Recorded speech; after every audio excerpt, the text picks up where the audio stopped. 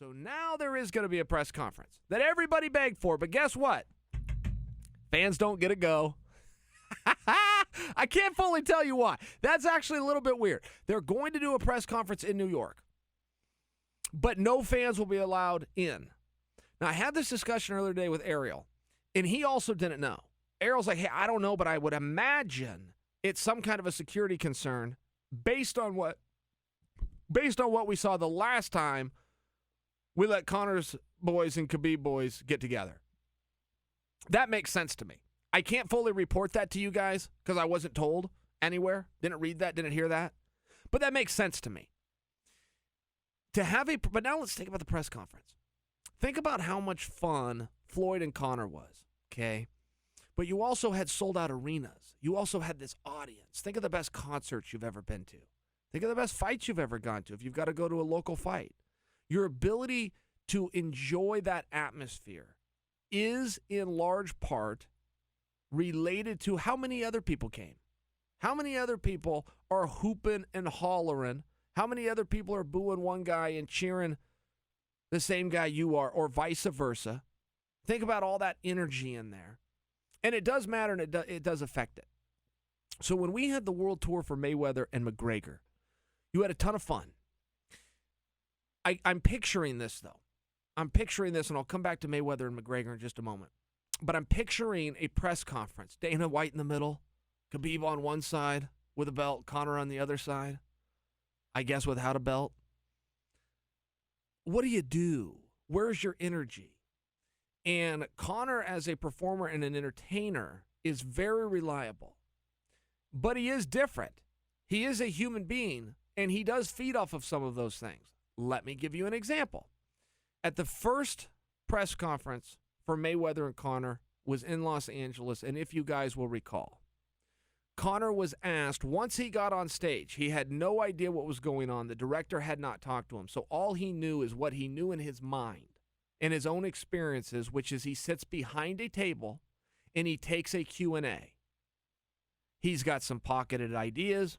He's got some fresh wit off the top of his head. He's going to hit the zingers. He's going to exit stage left. That's the way that it goes, and that's what he's used to, and that's what he showed up and was prepared to do. At the absolute last minute, meaning he's already on stage, they inform him there is no table to sit behind. There is no Q&A. There is him with a microphone walking out on the stage, exposed, and is supposed to do a one-way monologue to the audience to his heart's content. He'd go 5 minutes or he'd go 40 minutes. He ended up going 40 minutes, but that was it. And if you guys will remember, he was pissed at Showtime's Steven Espinoza, but he never fully said why. I'm telling you now, that's the why. That is the why right there. And there is different levels of performing. And as silly as this may sound, please trust me on this, that I am correct. When you are behind a table, there is a level of security. When you are seated at a chair, when you are asked a Q&A, there is a level of security within your responses that only need to be 2 and 3 and 4 sentences long. You are now exposed to the world if you're not used to it.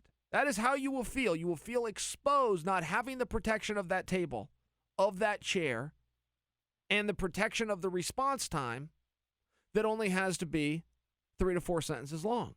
And that's what happened to Conor. And I thought he did very, very well with it.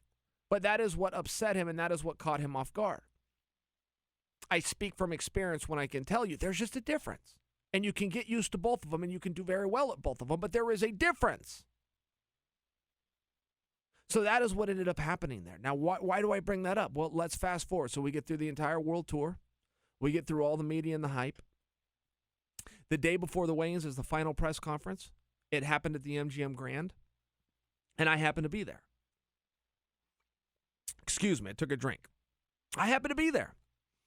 And it was a snooze fest. It was not what we were expecting. We were covering it live for ESPN, but everybody else was there as well, all the media. The fans weren't the same. The energy was not the same. And Conor was largely playing off of Floyd the entire time. Floyd went first at this one as opposed to second. And Floyd came out in a very monotone voice. He thanked everyone for being there. He paid a lot of compliments for Dana White. He said some nice things about Conor. He put his own career over, but he did it very matter of fact. And we're all waiting for the spin to come, right? We're all waiting for the swerve to come. Build him up and then tear him down. Lean him left and then smack him in the face. It simply never came.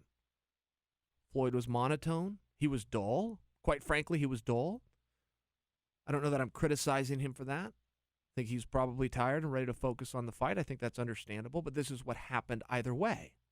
I could tell you as a correspondent for ESPN working alongside Teddy Atlas, we both, when they threw back to us and we were supposed to recap what had just happened, we had our pants down a little bit. It was very anticlimactic. But to go back to the press conference, when they did turn over to Conor, Conor took a page from Floyd. Well, no shots were thrown at me. I'm not going to throw any back. No gas thrown on this flame. I'm not going to ignite the spark. And Conor played right back to him. Very monotone and very dull. It was fun, and I was glad that I went, but there's a high bar set there. Conor has set a high bar, but so has Floyd, in fairness. Floyd's done a very good job of entertaining us outside of the ring as well. And we had a lot of fun at 1, 2, 3, and 4 press conferences. So it was a little bit dull, and the reason I bring that up to you is I'm just trying to speculate what this is going to be like, this big moment, the moment the fans demanded. The exact same fans that hate the fact that we're in the entertainment era, that think the good fighter versus the good fighter should be enough to sell, are now going to be excluded. But we'll all be able to watch it. And I'm trying to predict what it is that we are then going to watch. I don't know that Khabib can do enough. I don't know that he can. So I think Conor comes in. I think he's got his chamber loaded up.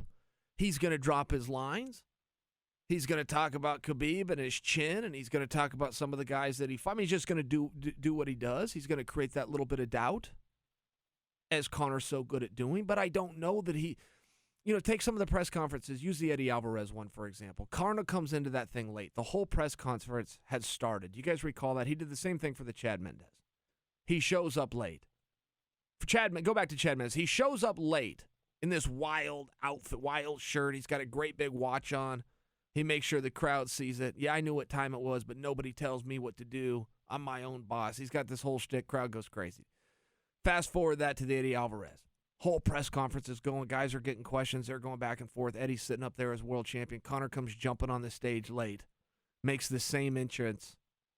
The same entrance as Heath Ledger did when he was playing, I want to call him the Scarecrow, but I'm not right. The Joker. When he was playing the Joker. What did he do? You guys remember that with the finger thing?